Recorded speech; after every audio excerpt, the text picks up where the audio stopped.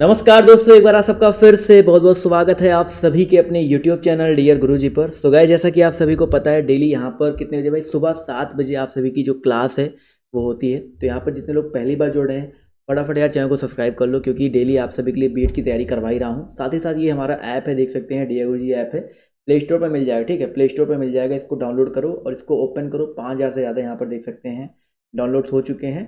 तो अगर आपने अभी तक इसको डाउनलोड नहीं किया है तो भाई किस चीज़ का वेट कर रहे हो, इसको जाकर के डाउनलोड करिए, क्योंकि बहुत ही इंपॉर्टेंट चीज़ आपको यहाँ पर दे रहा हूँ। पीडीएफ आपको बिल्कुल फ्री में आपको यहाँ पर देखने को मिल जाएंगे। साथ ही साथ दोस्तों, यहाँ पर आप देख सकते हैं हिंदी की टेस्ट सीरीज, रीजनिंग की टेस्ट सीरीज और हिंदी थ्योरी की बुक और हिंदी की जो वीडियो कोर्स है वो भी अवेलेबल हैं। तो जिनको भी अच्छा स्कोर करना है, मैंने बहुत ही मेहनत करके हिंदी की टेस्ट सीरीज और रीजनिंग की टेस्ट सीरीज और ये दो चीज़ तो सब कम से कम खरीदो ही खरीदो सभी लोग।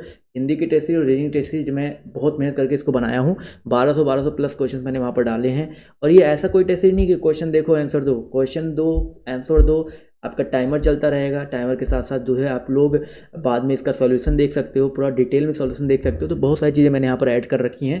तो अगर आपने अभी तक इसको नहीं एक बार ट्राई नहीं किया तो डेमो भी 4-5 फ्री हैं, तो पहले फ्री वाला देकर देखो, अच्छा लगता है फिर आप लोग जाकर के खरीदिएगा। ठीक है, तो चलिए आज का जो क्लास है स्टार्ट करते हैं। जो लोग इंटरेस्टेड होंगे वो लोग खरीद लेंगे ही लेंगे। तो स्टार्ट करते हैं। आज का जो पहला क्वेश्चन आपके सामने देखिए रहा, दिख रहा है कि नहीं, क्वेश्चन सबको दिख रहा है कि नहीं, विजिबल है। संगीत की दुनिया में सितार का जादूगर, वेरी इंपॉर्टेंट क्वेश्चन है भाई। सितार का जादूगर जो है किसको माना जाता है, किसे जाना जाता है? अगर आपके पेपर में क्वेश्चन आता है, देखिए तानसेन और रहीम सेन, तो इन दोनों में याद रखिए जो आपके रहीम सेन थे।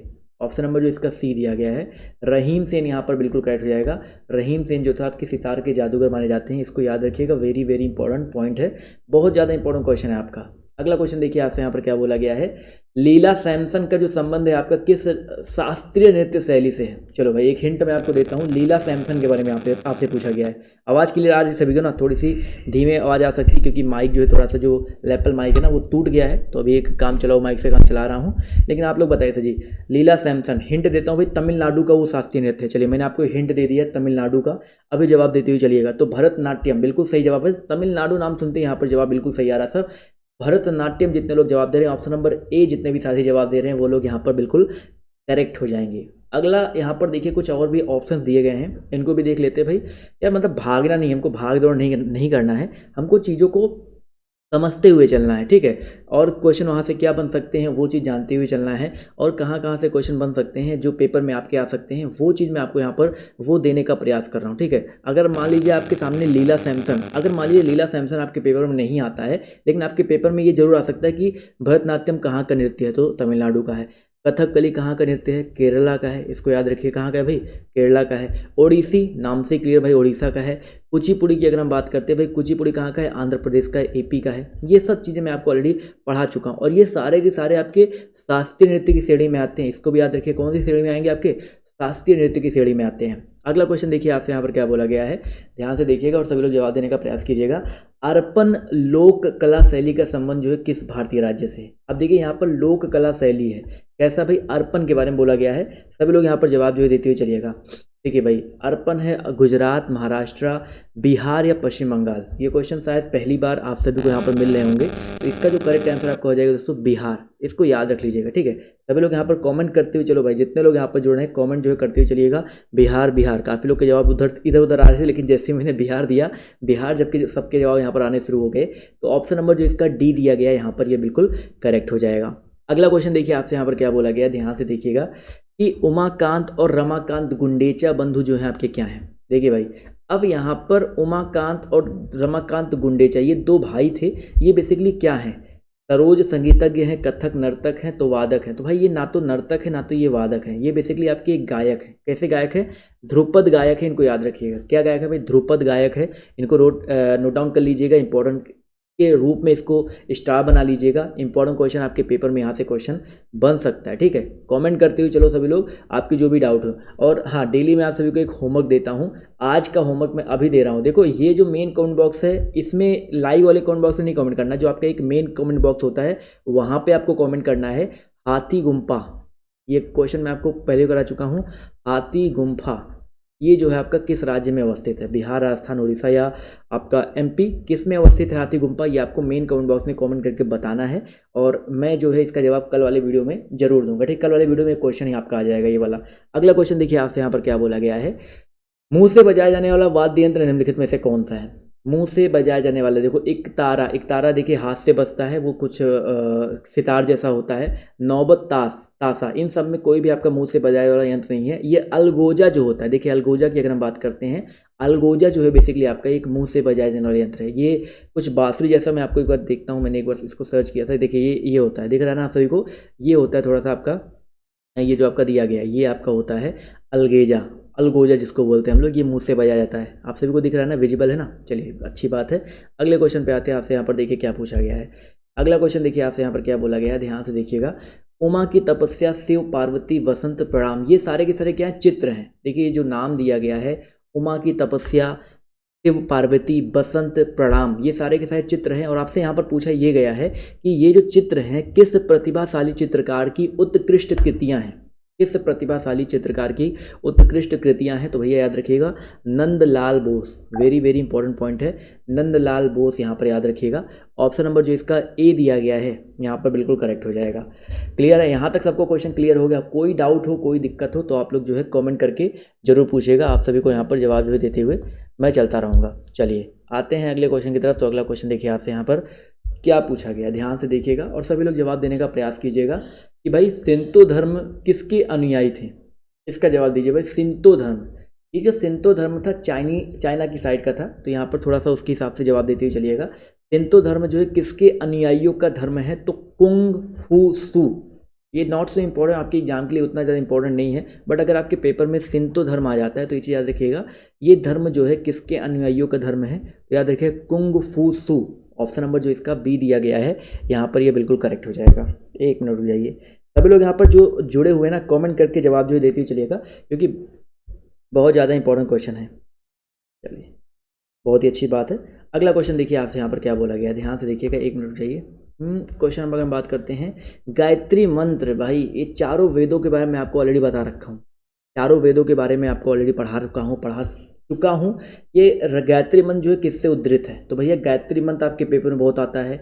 मुंडोक उपनिषद से जो सत्यमेव जयते लिया गया है वो बहुत पेपर में बहुत आता है। तो यहाँ पर गायत्री मंत्र आपका ऋग्वेद से, ठीक है। जितने भी लोग यहाँ पर ऑप्शन नंबर ए, काफ़ी सारे लोग देख सकते हैं यहाँ पर ए जवाब आ रहा है, तो ऋग्वेद से आपका ये उद्धृत है।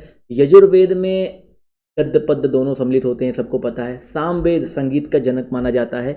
अथर्ववेद, अथर्वा ऋषि ने इसको लिखा था। और अथर्ववेद सबसे इंपॉर्टेंट यहाँ पर क्वेश्चन क्या हो सकता है कि जादू टोना चिकित्सा विज्ञान के बारे में आपको अथर्ववेद में देखने को मिल जाएगा। और सबसे लेट मतलब सबसे लास्ट में जो है अथर्ववेद को ही लिखा गया था। क्लियर है? यहाँ तक क्लियर है ना? अगला क्वेश्चन देखो आपसे यहाँ पर क्या बोला गया है, भागवत धर्म का सबसे महत्वपूर्ण ग्रंथ कौन सा है? ये बहुत कल मैंने आपको भागवत धर्म के बारे में बताया था, ठीक है। कल मैंने आपको किसके बारे में बताया था भाई? भागवत धर्म के बारे में बताया था। और आपसे यहाँ पर पूछा गया है कि इसका सबसे महत्वपूर्ण ग्रंथ जो है कौन सा है? बताइए सभी लोग, भागवत धर्म का सबसे महत्वपूर्ण ग्रंथ जो है कौन सा है? उपनिषद, स्मृति, पुराण और त्रिपिटक, इन सब में अगर देखा जाए तो आपका जो दिया गया पुराण, ठीक है, आप सभी को पता है टोटल 18 पुराण होते हैं।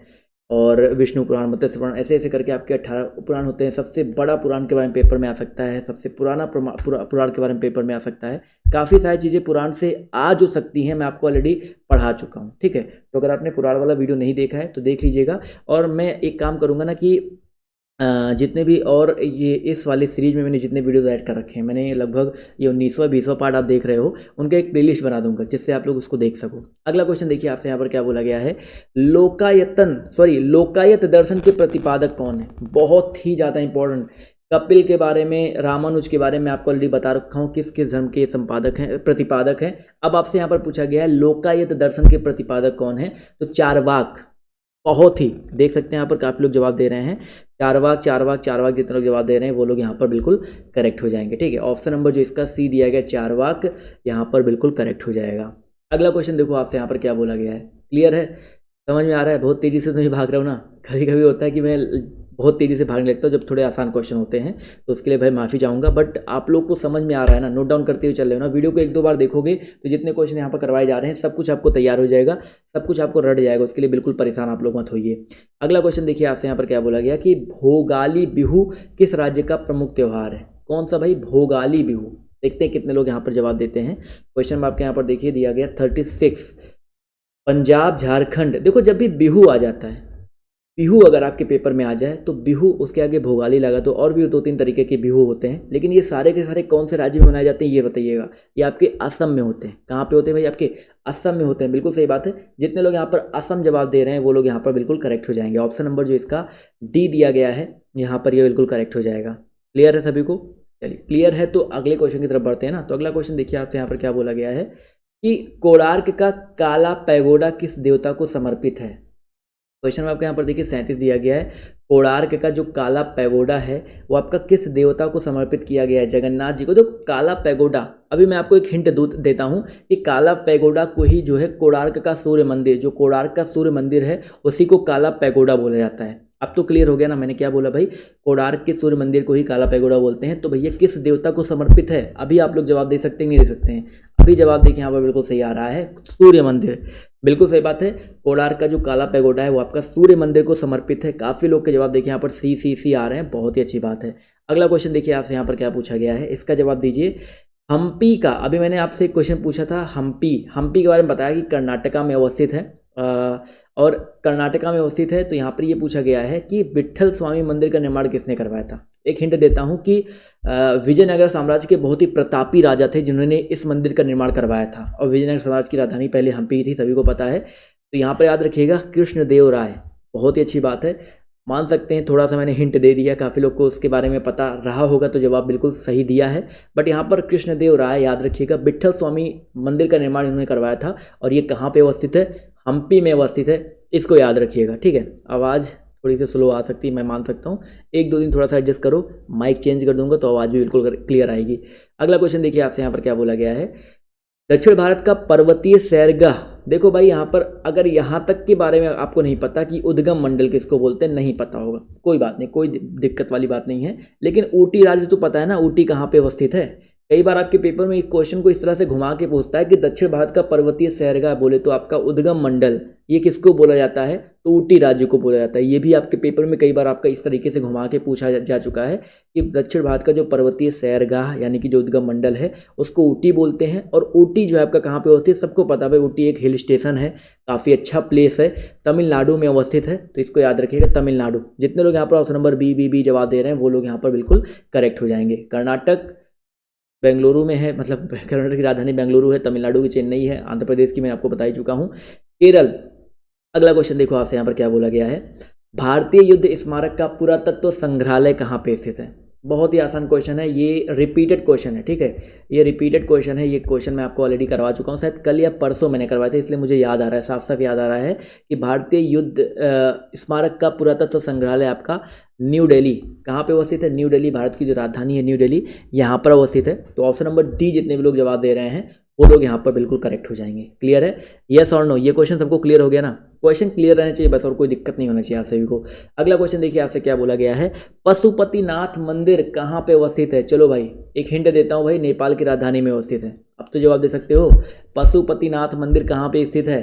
चले भाई, हिंट इतना अच्छा दिया था कि सबको पता होगा। तो काठमांडू में, ठीक है, काठमांडू में अवस्थित है। देख सकते हैं, मतलब चुन चुन के आप सभी के लिए क्वेश्चन लेकर के आता हूँ, और ऐसे ही चुन चुन के मैंने हिंदी का और रीजनिंग का टेस्ट सीरीज बनाया है। अगर आपको अच्छा स्कोर करना है, अच्छे नंबर लेकर आने हैं, और आप सभी को पता है यार मैं आप सभी को सारी क्लासेस फ्री में देता हूँ। एक चीज़ बस मेरी एक छोटी सी बात को समझिएगा, वीडियो बीच में स्किप मत कीजिएगा। आपको सारी चीज़ें मैं फ्री में देता हूँ। ये माइक हो गया, या जिस सिस्टम पे मैं पढ़ा रहा हूँ, ये लाइट हो गया, इन सब का कुछ ना कुछ भाई खर्चा वर्चा आता रहता है। तो इन सब के लिए थोड़ा बहुत निकल सके, थोड़ा बहुत मुझे भी सपोर्ट मिल सके, और सबको यार लाइफ में किसको पैसा नहीं कमाना है, सब थोड़ा बहुत करना चाहते हैं। तो इसी वजह से मैंने टेस्ट सीरीज बनाई है, और मैं चाहता तो आप सभी से इन वीडियोज़ के भी पैसे मांगता है। इन वीडियोज़ के लिए भी मैं कहता कि भाई मैं पेड वीडियोज़ बना रहा हूँ, आप इनके भी पैसे पे करिए। और अब जैसे 1000 लोग पढ़ रहे हैं तो 200-300 लोग तो देते ही देते पढ़ने के लिए, जिनको भाई मेरी पढ़ाई पसंद आती है। लेकिन मैंने इन सबको बिल्कुल फ्री रखा आप सभी के लिए, इन सभी चीज़ों को बिल्कुल फ्री रखा। मैंने सोचा मैं आपको एक्स्ट्रा क्या दे सकता हूँ, तो मैंने सोचा एक्स्ट्रा आप लोग को चाहिए होता है, हमेशा टेस्ट सीरीज चाहिए होता है, आप पेपर में परफॉर्म कैसे करोगे वो आपको चाहिए होता है। तो मैंने वो चीज़ आप लोग के लिए बनाई। तो अगर आप लोग इंटरेस्टेड हैं तो टेस्ट सीरीज जरूर खरीदिएगा। तो काठमांडू यहाँ पर करेक्ट हो जाएगा। अगला क्वेश्चन देखिए आपसे यहाँ पर क्या बोला गया है। राष्ट्रीय फिल्म और विकास निगम की स्थापना किस वर्ष हुई? इसका जवाब दीजिए। राष्ट्रीय फिल्म की बात करते हैं, वह विकास निगम की स्थापना की बात करते हैं, तो किस वर्ष हुई है? आप लोग ये जवाब देते हुए चलिएगा। 1969, 1980 में, 1982 में या 1985 में? जवाब देखिए यहाँ पर सभी के आने शुरू हो गए हैं। तो 42 का जो करेक्ट आंसर आपका गया। देखो मैंने इसके पहले आप सभी को दूरदर्शन के बारे में बताया। दूरदर्शन 72 में 62 में, सॉरी 72 या 62 में स्टार्ट हुआ था। 72 में आपका जो हुआ था क्या बोलते हैं उसका रंगीन चलचित्र हुआ था। मैंने कल आपको बताया था 1928 में रेडियो एफएम जो है बेसिकली प्रसारण की जो शुरुआत हुई थी रेडियो एफएम की। अब यहाँ पर पूछा गया है राष्ट्रीय फिल्म और विकास निगम, इसकी स्थापना जो है किस वर्ष हुई? तो 1980 ईस्वी में। ठीक है, यहाँ पर याद रखिएगा राष्ट्रीय फिल्म और विकास निगम की स्थापना कब हुई भाई? 1980 ईस्वी में हुई। अगर आप डेली वीडियोस मेरी देख रहे हो, सुबह ये मॉर्निंग वाला वीडियोस देख रहे हो, तो आप ये मान के चलो कि मैं जो भी वीडियो दे रहा हूँ वहाँ से एक आध क्वेश्चन आपके फिक्स हैं, आपके पेपर में उस तरह का क्वेश्चन आना ही आना है। ज़्यादातर क्वेश्चन मैं उसी तरीके के मैं यहाँ पर रखने का प्रयास कर रहा हूँ। अगला क्वेश्चन देखिए आपसे यहाँ पर क्या बोला गया है। भारत में नई राष्ट्रीय शिक्षा नीति की घोषणा राजीव गांधी के समय में की गई थी। कल मैंने आपको बताया था इसके बारे में। अभी तो एक आपका आ ही गया है नया एजुकेशन पॉलिसी, वो कब से लागू होगा उसके बारे में नहीं पता है। लेकिन जो इसके पहले जो राष्ट्रीय शिक्षा नीति जिस पे आप 10+2+3 वाली जिस पे आप लोग करते हुए आ रहे हो, पढ़ते हुए आ रहे हो, ये कब वो किया गया था? तो भैया याद रखिएगा ये जो घोषणा है आपकी 1986 ईस्वी में की गई थी। मैंने आपको कल ही बताया था राजीव गांधी के समय में हुआ था। तो ऑप्शन नंबर जो इसका बी दिया गया है यहाँ पर बिल्कुल करेक्ट हो जाएगा। क्लियर है? यस और नो? यहाँ तक सबको क्लियर हो गया ना? क्लियर है तो बढ़ते हैं अगले क्वेश्चन की तरफ। फिर से भाग रहा हूँ क्या मैं? आज पता नहीं मुझे खुद से फिर मैं बहुत भाग क्यों रहा हूँ? भागना नहीं है यार, आराम से बिल्कुल पढ़ते हुए चलना है। भारत में सबसे कम बोला जाने वाला भाषाई समूह कौन सा? देखिए सबसे कम पूछा गया, समझिएगा, सबसे कम पूछा गया, यानी कि इंडो आर्यन तो सबसे ज़्यादा बोला जाता है। इंडो आर्यन तो सबसे ज़्यादा बोला जाता है ना, आर्यन मेरा नाम है, बट इंडो आर्यन एक भाषाई समूह भी होता है। द्रविड़ भी एक भाषा का समूह होता है, ये भी भाई साउथ में चले जाओ तो बहुत ज़्यादा बोला जाता है। ऑस्ट्रिक भी मतलब काफ़ी ज़्यादा बोला जाता है, मतलब इनके अपेक्षा तो कम बोला जाता है, मतलब मामूली है, मान सकते हो, बहुत ना के बराबर ये बोला जाता है। लेकिन सबसे कम पूछा गया है तो यहाँ पर चीनी तिब्बती हो जाएगा। ठीक है, चीनी तिब्बती यहाँ पर जो लैंग्वेज है वो सबसे कम बोला जाने वाला भाषाई समूह इन चारों में। तो ऑप्शन नंबर जो इसका डी दिया गया है यहाँ पर बिल्कुल करेक्ट हो जाएगा।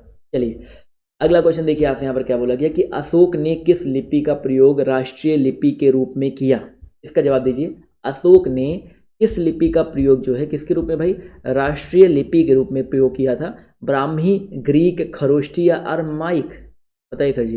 45 नंबर क्वेश्चन है, जवाब देखिए यहाँ पर आना शुरू हो गया है। तो भाई मैंने आपको बताया था लिपियों का लिपि किसको कहते हैं? ब्राह्मी लिपि को कहते हैं, प्राचीनतम लिपियों में से एक है। और अशोक ने इसी लिपि का प्रयोग जो है राष्ट्रीय लिपि के रूप में किया। मैंने कल ही आपको बताया था लिपियों का लिपि किससे बोला जाता है भैया? लिपियों का लिपि जो बोला जाता है अशोक को। तो यहाँ पर ये चीज़ याद रखिएगा। तो ऑप्शन नंबर 1 मिनट जाइए, चलिए अभी सही है, अशोक जो यहाँ पर बिल्कुल करेक्ट हो जाएगा। ठीक है, चलिए अगला क्वेश्चन देखिए आपसे यहाँ पर क्या बोला गया है।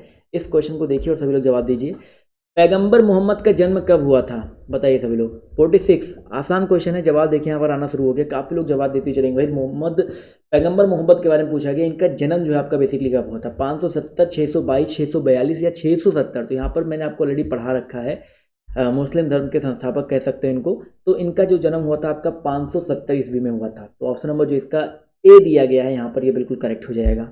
अगला क्वेश्चन देखिए आपसे यहाँ पर क्या पूछा गया है कि भाई साहब संगीत और ध्रुपद गायकी के जन्मदाता तानसेन। तो एक चीज़ तो यहाँ पर एक पेपर में आता है कि भैया जो ध्रुपद गायकी है और जो संगीतज्ञ है, वह संगीतज्ञ नहीं कहो, ध्रुपद गायकी के जन्मदाता किसको कहते हैं? अगर आपके पेपर में आता है तो एक नाम याद रखो, तानसेन। एक चीज़ तो आपका यहाँ से ये तैयार हो गया कि ध्रुपद गायकी के जन्मदाता कौन है भाई साहब? हमारे तानसेन जी हैं। अब इनको एक उपाधि दी गई थी, कंठाभरण वाणी विलास। तो पेपर में आपके ये भी पूछा सकता है कि कंठाभरण वाणी विलास की उपाधि किसको दी गई थी? तो तानसेन को दी गई थी। अब यहाँ पर क्वेश्चन पूछा गया था कि ये उपाधि किसने दी थी? तो तानसेन भैया किसके नवरत्नों में से एक थे? आप बताओ। तानसेन जो है अकबर के नवरत्नों में से एक थे, तो अकबर ने ही ये उपाधि इनको दी थी। तो ये चीज़ याद रखिएगा। ऑप्शन नंबर जो इसका बी दिया गया है, अकबर, यहाँ पर बिल्कुल करेक्ट हो जाएगा। अगला क्वेश्चन देखो आपसे यहाँ पर क्या बोला गया है कि भारतीय शास्त्रीय नृत्य की सबसे प्राचीन शैली कौन सी है? चलो भाई एक बार फिर से मैं आपको हिंट देता हूँ, पुराना वाला हिंट, तमिलनाडु की है। चलो भाई इतना आसान क्वेश्चन का जवाब तो आप लोग दे ही सकते हो। अब मैंने हिंट भी दे दिया ना, तमिलनाडु की। भाई तमिलनाडु की कौन सी है? भरतनाट्यम है। कौन सी है? भरतनाट्यम है। तो यहाँ पर जितने लोग ऑप्शन नंबर सी जवाब दे रहे हैं वो लोग यहाँ पर बिल्कुल करेक्ट हो जाएंगे। यस और नो? क्वेश्चन क्लियर है? कोई दिक्कत, कोई डाउट? अगर कोई दिक्कत, कोनो दिक्कत हो ना तो बैठे भैया, अयोध्या वासी आर्यन जायसवाल आपके सामने बैठा हुआ है। आपको कोई दिक्कत हो आप लोग कमेंट करो, इंस्टाग्राम पे आओ, मैसेज करो, मैं आपको जवाब जरूर दूंगा। तो ऑप्शन नंबर जो इसका सी दिया गया यहाँ पर बिल्कुल करेक्ट हो जाएगा। अगला क्वेश्चन देखिए आपसे क्या बोला गया है। कीर्तन कीर्तन जो है कहाँ का लोक नृत्य है। देखिए कीर्तन की अगर हम बात करते हैं, वैसे कीर्तन यहाँ पे होता भी है, कीर्तन जो होता है वो अलग कीर्तन है, यहाँ पर लोक नृत्य कीर्तन की बात हो रही है। ये कहाँ का लोक नृत्य है, सभी लोग जवाब देते हुए चलिएगा। संबंधित है उसी से, लेकिन यहाँ पर बताना है कहाँ से रिलेटेड है, तो भैया याद रखिएगा वेस्ट बंगाल यानी कि पश्चिम बंगाल से रिलेटेड है। तो पश्चिम बंगाल, वीडियो थोड़ा सा बड़ा हो रहा है बट कोई नहीं, तो पश्चिम बंगाल यहाँ पर ऑप्शन नंबर जो इसका सी दिया गया है यहाँ पर, ये बिल्कुल करेक्ट हो जाएगा। अगला क्वेश्चन देख लेते हैं आपसे, यहाँ पर क्या पूछा गया है कि भैया सुविख्यात ठुमरी गायिका गिरजा देवी का संबंध बताइए किससे है। ये जवाब जो है सभी लोग देते हुए चलिएगा। जो आपकी ठुमरी गायिका गिरजा देवी है, बनारस से हैं, लखनऊ से हैं, जयपुर से हैं, इनमें से कोई नहीं। देखते हैं कितने लोग यहाँ पर जवाब देते हैं, और इसको याद कर लीजिएगा। इनका जो संबंध है आपका बनारस घराने से, किससे भैया, बनारस घराने से, तो इसको याद रख लीजिएगा, बहुत इंपॉर्टेंट है। ऑप्शन नंबर जो इसका ए दिया गया है यहाँ पर, ये बिल्कुल करेक्ट हो जाएगा, ठीक है। और इसके अलावा दोस्तों इसी तरीके से मैं डेली आपको क्वेश्चंस करवाता ही रहता हूँ, तो वीडियो को लाइक वाइक कर दिया करो। और आपका जो होमवर्क था भाई, काफ़ी लोग लेट में जुड़े हुए ना, तो होमवर्क फिर से जान लो। मेन कमेंट बॉक्स में आप लोग को बताना है हाथी गुम्फा किस राज्य में अवस्थित है। हाथी गुम्फा जो है आपका किस राज्य में अवस्थित है, आप लोग को कमेंट करके बताना है। साथ ही साथ दोस्तों आप सभी को क्या करना है, अगली क्लास अभी पॉलिटी की चलेगी, तो पॉलिटी वाली क्लास 7:30 से चलेगी, उसमें आप लोग को आना ही आना है, जो कि आपको नीचे डिस्क्रिप्शन बॉक्स में लिंक दिया गया है उसका। और ऐप अगर आपने हमारा नहीं डाउनलोड किया है, देखिए ये हमारा ऐप है भाई साहब, देख सकते हैं क्या लिखा है, डियर गुरुजी आर्यन सर, ये हमारा ऐप है। इसको डाउनलोड करो, ओपन करो। 5000 से ज़्यादा डाउनलोड हो चुके हैं। 5000 से अगर आपके ज़्यादा डाउनलोड हो चुके हैं तो भाई इसको 10,000 तक पहुँचाओ ना। और यहाँ पर देखिए आपको टेस्ट सीरीज मिल रहा है, आपको यहाँ पर हिंदी की बेसिकली क्या मिल रही है, टेस्ट सीरीज, आपको रीजनिंग की टेस्ट सीरीज मिल रही है, और उसके अलावा यहाँ पर हिंदी की थ्योरी जो बुक है मैंने आपको प्रोवाइड कर रखी है, तो इसको जा करके देखो। हिंदी की टेस्ट सीरीज में मैंने बहुत सारे क्वेश्चंस आपके लिए दे रखे, जो कि आपके पेपर के लिए बहुत इंपॉर्टेंट है। आप लोग को एक आइडिया लग जाएगा कि भैया आपको कैसे एग्जाम देना है, आपकी औकात अभी कहाँ तक पहुँची है, आपने अभी तक कहाँ तक फोड़ा है, आप कितना फोड़ सकते हो अभी, ये सब चीज़ें आपको यहाँ पर देखने को मिलेगी। और थोड़ा सा आप लोग ये चैनल को एक पे बैक भी हो जाएगा कि जो मैं आप लोग के लिए फ्री में मेहनत कर रहा हूँ, उसके बदले में आप लोग कुछ तो मुझे दे रहे हो, ठीक है, एक ये भी हो जाएगा, ठीक है। तो आज की इस गुरु दशे समझ के यार इसको भेज दो, और क्या ही कह सकता हूँ मैं। तो आज की इस क्लास में सिर्फ इतना ही, अभी के लिए बाय बाय, टेक केयर, जय हिंद जय भारत। मिलते हैं आप सभी से अगली क्लास में, मिलते हैं, धन्यवाद।